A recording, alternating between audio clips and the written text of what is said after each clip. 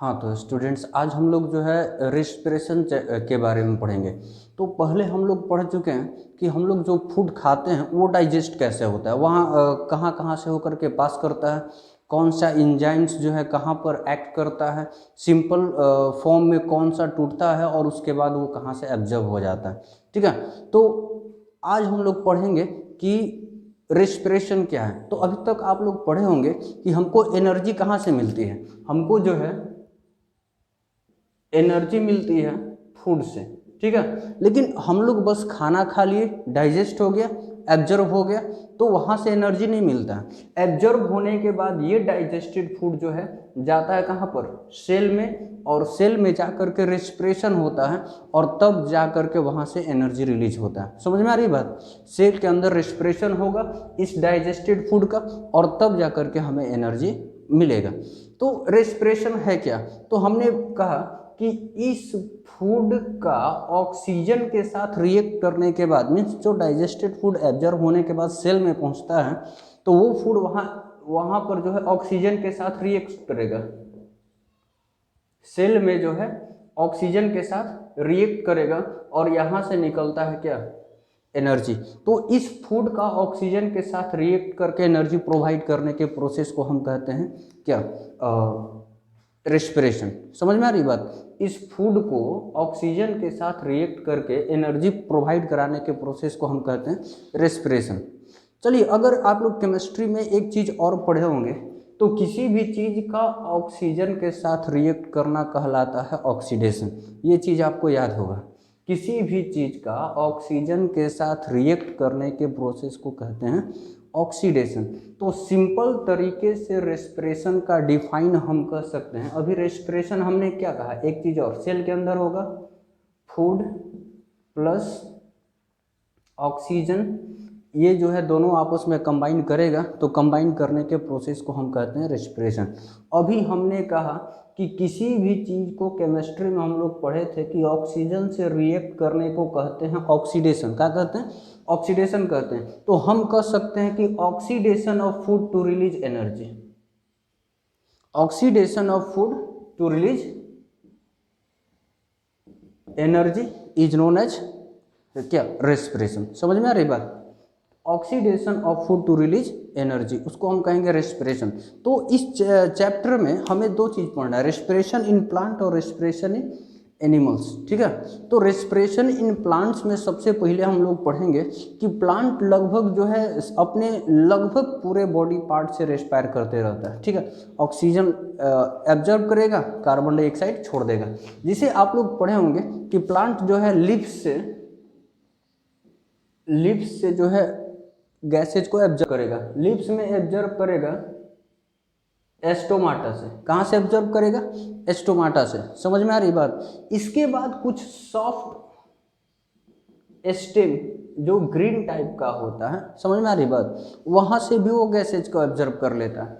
इसके बाद रूट से, जिसको हम लोग कहते हैं रूट हेयर, ठीक है, रूट का मतलब जड़ का जो सबसे अगला वाला भाग होता है ना, सबसे अगला वाला एकदम सॉफ्ट होता है और हल्का येलोइश कलर का होता है, तो उससे उसी को कहते हैं रूट हेयर। और याद रखना, प्लांट जो है वहाँ से गैसेज ऑब्जर्व करता है, ठीक है, और उसके साथ साथ जो है क्या, वाटर और मिनरल्स भी ऑब्जर्व करता है। हम लोग कहते हैं ना कि रूट के नीचे की मिट्टी जो है अगल बगल की वो सॉफ्ट होना चाहिए। बार बार हम उसको कोड़ते रहते हैं, काहे कि वहाँ एयर जाए और ये जो है उसको एब्जर्व कर सके। समझ में आ रही बात। तो ये लगभग जो है अपने पूरे बॉडी पार्ट से गैसेज को एब्जर्व करता है, इसीलिए इसको बहुत ज़्यादा दूर जो है गैसेज को ट्रांसपोर्ट करके ले नहीं जाना पड़ता। मीन्स रेस्पिरेशन जो है लगभग प्रत्येक पार्ट से होता है और यहाँ गैसेज को बहुत ज़्यादा कैरी करने की ज़रूरत नहीं होती है। समझ में आ रही बात। चलिए इस चीज़ को हम लोग थोड़ा सा लिख लेते हैं। ठीक है, तो स्टूडेंट देखिए, तो respiration, the process of breaking down of food in presence of oxygen to release energy is known as respiration. अभी जस्ट पहले मैंने बताया था आपको कि process of breaking down of food को ब्रेक करने के प्रोसेस को, वो भी किसके प्रेजेंस में, ऑक्सीजन के प्रेजेंस में। क्यों ब्रेक करेंगे, एनर्जी निकालने के लिए। इसका मतलब ये हुआ कि ऑक्सीजन के प्रेजेंस में फूड को ब्रेक डाउन करके, तोड़ करके और एनर्जी निकालने के प्रोसेस को हम क्या कहते हैं, रेस्पिरेशन। ठीक है, इसको सिंपल लैंग्वेज में हम लोग ये भी बताए थे कि फूड के ऑक्सीडेशन को, oxidation of food to release energy is known as respiration, ठीक है। तो आप लोग इसको क्या करोगे, लिख लोगे एक बार।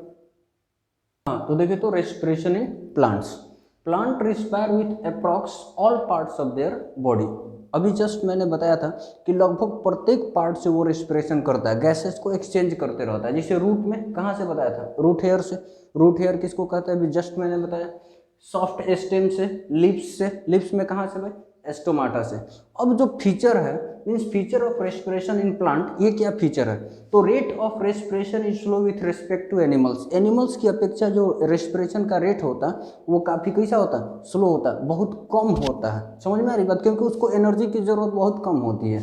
समझ में आ रही, वो तो एक जगह से दूसरी जगह दौड़ता नहीं है, फिजिकल वर्क बहुत ज़्यादा नहीं करेगा, वो कहाँ से करेगा, तो उसको रेस्पिरेशन, ये एनर्जी काहे चाहिए, बहुत कम एनर्जी की ज़रूरत होती है, इसलिए रेट ऑफ रेस्पिरेशन का होता है, बहुत स्लो होता है। उसके बाद ट्रांसपोर्टेशन की ज़रूरत भी कम होती है, क्योंकि लगभग प्रत्येक बॉडी पार्ट से वो क्या करता है, गैसेज को एब्जॉर्ब कर लेता है, ठीक है।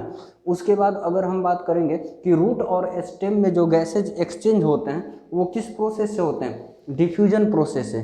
ये डिफ्यूजन क्या है, इसके बारे में मैंने कंप्लीट तरीके से आप लोगों को क्या कर दिया, बता दिया है। दिक्कत, तो चलिए अब हम लोग पढ़ते हैं रेस्पिरेशन इन एनिमल्स। क्या पढ़ेंगे, respiration in animals. In unicellular organism respiration occurs by the process of diffusion directly from atmosphere।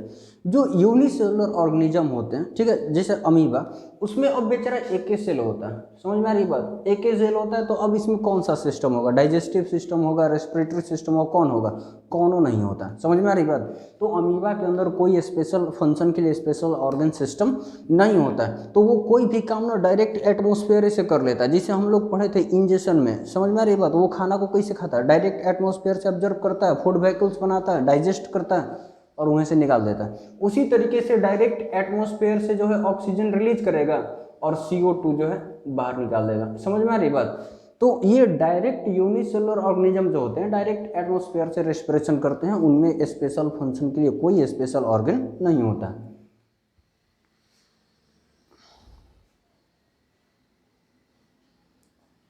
दूसरा, some insects like grasshopper and cockroach respire with the help of spiracles. कुछ और organism होते हैं जैसे grasshopper और cockroach, ठीक है, तो ये एस्पेरिकल्स है। एस्पेरिकल्स का मतलब जैसे मान लो ना कि ये इनका बॉडी हो गया ना, जैसे ये इनका बॉडी हो गया, अपर बॉडी पार्ट, तो अपर बॉडी पार्ट में ना कुछ डायरेक्ट ओपनिंग होता है, इसके बॉडी पर डायरेक्ट ओपनिंग होता है और नीचे ये ब्लड फ्लो करते रहता है। समझ में आ रही बात, और ये इसमें से डायरेक्ट जो ऑक्सीजन आएगा ना उसको एब्जर्व कर लेगा और यहाँ से CO2 जो है बाहर निकल जाता है, डायरेक्ट एटमॉस्फेयर से कनेक्ट होता है उनका बॉडी।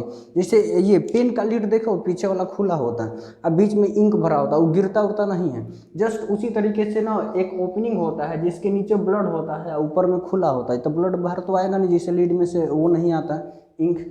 आगे देखते हैं, तो कुछ एम्फीबियन किसको कहते हैं, तो वो ऑर्गेनिज्म जो पानी में भी रहता है, जमीन पे भी रहता है, उसको क्या कहते हैं, एम्फीबियन। जैसे फ्रॉग, ठीक है, तो जब पानी में रहेगा ना तो मॉइस्ट स्किन से रेस्पिरेशन करता है। किस चीज़ से रेस्पिरेशन करता है, मॉइस्ट स्किन से, कहाँ, पानी के अंदर। और जब जमीन पे आएगा ना तो वो लंग्स से रेस्पिरेशन करने लगता है। दिक्कत है, जमीन पे आएगा तो लंग्स से, ठीक है। मेढक के बच्चे को टैडपोल कहते हैं, मछली जैसा दिखता है, छोटा छोटा नहीं, तो वो तो हमेशा पानी में रहता है, तो पानी में रहता है तो किस चीज़ से रेस्पिरेशन करता है, गिल से रेस्पिरेशन करता है। दिक्कत, फ्रॉग के बच्चे को टैडपोल कहते हैं और वो रेस्पिरेशन करता है गिल से। ये जितनी भी मछलियाँ होती हैं वो रेस्पिरेशन करती हैं गिल से, except whale, dolphin and shark. कुछ बहुत बड़ी बड़ी मछलियाँ जो होती हैं समुद्र में, जैसे व्हेल हो गई, डॉल्फिन हो गई, शार्क हो गई, ये सब किस चीज़ से रेस्पिरेशन करती हैं, लंग्स की मदद से। बाकी जितनी मछलियाँ होती हैं छोटी छोटी, वो सारा का सारा किस चीज़ से रेस्पिरेशन करती हैं, गिल से। दिक्कत है, तो चलिए अब हम लोग पढ़ेंगे कि respiration in human, respiration in human. तो देखेंगे रेस्पिरेशन इन ह्यूमन, तो in human respiration occurs in 2 phases, 2 phase में रेस्पिरेशन होता है ह्यूमन में। पहला एक्सटर्नल रेस्पिरेशन, जिसको ब्रीदिंग भी कहते हैं। समझ में आ रही बात, एक्सटर्नल रेस्पिरेशन जिसको हम लोग क्या कहेंगे, ब्रीदिंग कहेंगे। दूसरा इंटरनल रेस्पिरेशन, इसको सेलुलर रेस्पिरेशन भी कहा जाता है, और एनर्जी ना बस इसी में निकलता है, सेलुलर रेस्पिरेशन में। दिक्कत तो अभी हम लोग पढ़ेंगे रेस्पिरेशन इन ह्यूमन में दो प्रकार का, एक एक्सटर्नल रेस्पिरेशन जिसको हम लोग ब्रीदिंग कहेंगे, और दूसरा इंटरनल रेस्पिरेशन जिसको हम लोग सेलुलर रेस्पिरेशन भी कहते हैं। तो सबसे पहले हम लोग पढ़ेंगे ब्रीदिंग के बारे में। ब्रीदिंग कहते किसको है? तो physical process of exchange of gases, means atmosphere से गैसेज को अंदर ले गए, अब बस अंदर से गैसेज को बाहर ही निकाल दिए, हो गया ब्रीदिंग। ठीक है, जैसे सांस अंदर ले गए और बाहर निकाल दिए, बस ब्रीदिंग हो गया। दिक्कत ये एक फिजिकल प्रोसेस है, इसमें किसी प्रकार का कोई एनर्जी निकलता नहीं है और ना तो कोई केमिकल रिएक्शन होता है। दिक्कत तो सबसे पहले ना ये 2 स्टेप में होता है ब्रीदिंग। कितने स्टेप में? 2 स्टेप में। पहला सांस अंदर ले गए, ठीक है, और दूसरा सांस को बाहर ही निकाल दिए। इसका मतलब कि एक बार एटमोस्फेयर से गैसेज को अंदर ले गए, ठीक है, तो इसको अंग्रेजी में कहते हैं इनहेलेशन, इनहेलेशन, ठीक है, और दूसरा बाहर निकाल दिए। बाहर निकाल दिए मतलब उसको कहते हैं एक्सहेलेशन, मीन्स एक बार बॉडी के अंदर गैसेज को ले गए एटमोस्फेयर में से, उसको बोल दिए इनहेलेशन। एक बार बॉडी के अंदर से गैसेज को बाहर निकाल दिए, उसको बोल दिए एक्सहेलेशन। मीन्स ब्रीदिंग जो है एक फिजिकल प्रोसेस है, ठीक है, जिसमें बस एक्सचेंज ऑफ गैसेज होता है, कोई एनर्जी नहीं निकलता है। 2 स्टेप में, पहला गैसेज को एटमोस्फेयर से अंदर ले जाते हैं तो उसको इनहेलेशन बोलते हैं, और दूसरा गैसेज को जो है बॉडी से बाहर निकालते हैं जिसको एक्सहेलेशन। मीन्स अगर पूछा जाए कि ब्रीदिंग कितने स्टेप में होता है? 2 स्टेप में, पहला इनहेलेशन और दूसरा एक्सहेलेशन। अब बात यह है कि इसमें कौन कौन सा ऑर्गन इन्वॉल्व होता है। तो सबसे पहले तो जैसे ही सांस खींचेंगे जोर से तो यहाँ से जाएगा, इसको नॉस्ट्रिल बोलेंगे, ठीक है, नॉस्ट्रिल। उसके बाद आ जाएगा इधर ओसोफेगस, ठीक है, ट्रैकिया, ट्रैक्यूल्स, ठीक है, उसके बाद ये लंग्स। दिक्कत तो ये सारे ऑर्गन जो हैं इसमें इन्वॉल्व होते हैं। दिक्कत तो अब हम लोग पढ़ेंगे ना कि ये इनहेलेशन कैसे होगा और एक्सहेलेशन कैसे होगा। ब्रीदिंग तो the physical process of exchange of gases is called breathing. तो एटमोस्फेयर से गैसेज एक्सचेंज करने के प्रोसेस को हम क्या कहते हैं? ब्रीदिंग कहते हैं, ठीक है। तो अभी हमने बताया कि इसमें कौन कौन से ऑर्गन इन्वॉल्व होंगे। नसल कैविटी होगा, ये नोज वाला जो अंदर होल हुआ, उसके बाद ट्रैकिया होगा जिसको सिंपली हम लोग विंड पाइप भी बोलते हैं, उसके बाद लंग्स होगा। दिक्कत तो ये 2 स्टेप में होता है। अभी मैंने बताया था एक बार सांस को अंदर खींचते हैं और एक बार बाहर निकालते हैं। तो अंदर खींचने वाले को मैंने बताया था का इनहेलेशन, अब बाहर निकलने वाले को मैंने बताया था एक्सहेलेशन। मीन्स रेस्पिरेशन कितने स्टेप में होगा? 2 स्टेप में। कौन कौन? Inhalation, exhalation. अब हम लोग पढ़ते हैं इनहेलेशन और एक्सहेलेशन है क्या। तो सबसे देखिए, तो इनहेलेशन जिसको हम लोग इंस्पिरेशन कहते हैं। इन मतलब अंदर, इन मतलब अंदर, हेलेशन मीन्स ले जाना, मीन्स कि किसी भी चीज़ को अंदर ले जाना। मीन्स अभी हम लोग पढ़े कि हवा जो है अंदर ले जाते हैं तो उसको हम क्या कहते हैं? इनहेलेशन कहते हैं। जिससे physical process of taking gases inside the body, means कि गैसेज को बॉडी के अंदर ले जाने के प्रोसेस को क्या कहते हैं? इनहेलेशन। Mechanism of inhalation. अब ये इनहेलेशन होता कैसे? क्योंकि हम लोग जानबूझ करके बार बार तो इसे खींचते हैं नहीं, तो जब खींचते नहीं है तो वो अपने से कैसे जाते आते रहता है। तो जानते हैं क्या कीजिए, यहाँ पे हाथ रख के सांस लीजिए अंदर की तरफ। तो जब अंदर की तरफ सांस लेंगे तो देखेंगे कि ये जो रिब केज है ना, यहाँ का जो रिब केज है वो बाहर की तरफ हल्का ऊपर की तरफ ऐसे बढ़ता है। तो मान लो कि ये जो है नीचे डायफ्राम है और ये यहाँ रिब केज है, तो रिब केज बढ़ गया ऐसे ऊपर की ओर, डायफ्राम बढ़ गया ऐसे नीचे की ओर, तो यहाँ एगो गैप बना, यहाँ जो है अंदर में एगो यहाँ गैप बन गया। तो जो खाली जगह बन गया, ठीक है, अभी वहाँ कुछ था नहीं, अब बन गया खाली जगह। जैसे ही ये रिब के जो ऊपर की ओर गया और बाहर की ओर, और डायफ्राम गया अंदर की ओर, तो यहाँ एक खाली जगह बना। हम लोग पढ़े थे कि हवा जो है वो खाली जगह को भरने के लिए अपने आप पे दौड़ने लगता है। तो जैसे ही यहाँ अंदर खाली जगह बनता है ना, तो एटमोस्फेयर से हवा जो है डायरेक्ट अपने अंदर जो है ये दौड़ करके चला जाता है। हमको अलग से वहाँ कोई फोर्स लगाने की ज़रूरत नहीं पड़ती। तो कहने का मतलब कि जब रिब केज बढ़ेगा आउटवर्ड एंड अपवर्ड, और डायफ्राम बढ़ेगा कहाँ? नीचे की ओर, तो वहाँ एक गैप क्रिएट होता है और उस गैप को भरने के लिए हवा जो है अपने आप पे चला जाता है। तो हवा चला गया, बस हो गया इनहेलेशन। समझ में आ रही बात? तो वही कह रहे हैं कि when rib cage moves forward and upward and diaphragm moves downward, then a gap is created inside the lungs. Lungs के अंदर एगो क्या होता है? गैप क्रिएट हो जाएगा। टू फिल दिस गैप, इस गैप को भरने के लिए air from atmosphere rushes inside the lungs, जो एटमोसफेयर में हवा हो तो वो अपने आप पे जो है लंग्स की ओर रश करना, दौड़ना शुरू कर देता है, और यही जो है इनहेलेशन का कारण होता है। अब बात है कि एटमोसफेयर है यहाँ, अब यहाँ से पहुँच गया लंग्स के अंदर, तो कैसे कैसे गया होगा, तो सबसे पहले तो एटमोसफेयर से कहाँ गया होगा, नॉस्ट्री में, ये नाक का क्षेत्र जो दिखाई दे रहा है, उसके बाद वहाँ से ओसोफेगस, ये फूड पाइप, ठीक है, और ओसोफेगस के बाद ये जाएगा कहाँ, ट्रैकिया, ट्रैकिया जो है ओसोफेगस से इस प्रकार से होता है, यहीं से जो है एक ओपनिंग होता है और ये अलग ट्यूब लाइक बना लेता है, देखे होंगे आप फिगर में तो देखे होंगे, ठीक है। तो इस ट्यूब लाइक स्ट्रक्चर को हम क्या कहते हैं, ट्रैकिया कहते हैं, ठीक है। और ये ट्रैकिया आगे चल करके जो है 2 भाग में बढ़ जाता है, कितने भाग में, 2 भाग में, तो इसको कहते हैं ट्रैकियोल्स, तो वहाँ से जाएगा ट्रैकियोल्स में, लंग्स में पहुँचता है तो उसको कहते हैं ब्रोंचीज, वो ब्रोंचीज भी छोटा छोटा पार्ट में बट जाता है जिसको ब्रोंचियोल्स कहते हैं। प्रत्येक ब्रोंचियोल्स के एक्सहेलेशन, एक्सहेलेशन को हम कहते हैं एक्सपीरेशन, ठीक है। एक्चुअली ई एक्स का मतलब क्या होता है, ई एक्स, तो देखिए लिखा होता है एग्जिट, एग्जिट का मतलब होता है यहाँ से बाहर निकालिए, अगर इसको तोड़ेंगे तो एक्स इट, एक्स का मतलब होता है बाहर निकलना, इट मतलब यहाँ से बाहर निकल जाओ, दिक्कत है, तो ई एक्स मतलब बाहर निकलना, तो एक्सहेलेशन का मतलब का, तो गैसेज को बॉडी से बाहर निकालने के प्रोसेस को, एक्स मतलब बाहर निकालना, ठीक है, तो गैसेज को बॉडी के बाहर निकालने के प्रोसेस को हम क्या कहते हैं, exhalation, physical process of releasing gases outside the body, body के बाहर गैसेज को रिलीज करने के फिजिकल प्रोसेस को क्या कहते हैं, एक्सहेलेशन कहते हैं, ठीक है।